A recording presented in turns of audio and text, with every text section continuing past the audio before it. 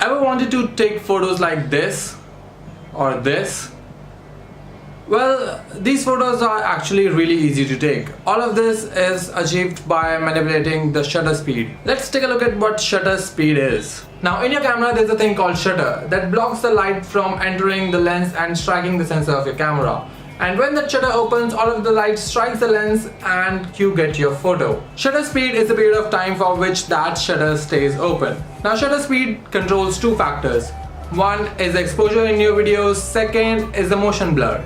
If shutter stays open for a longer period of time, naturally the sensor will be exposed to more light, hence making your photos more exposed.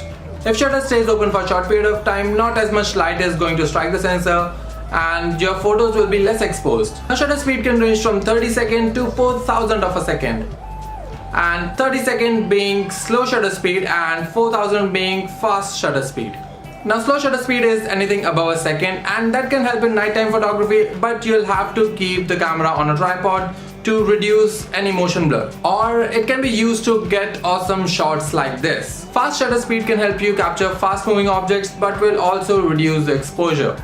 To get a good picture, you have to keep in mind ISO, aperture and shutter speed. I've already made videos on ISO and aperture. The link to those is in the description or in the I button. And this is it, everything you need to know about shutter speed. If you want to know more about cameras, subscribe to my channel and I will see you next video.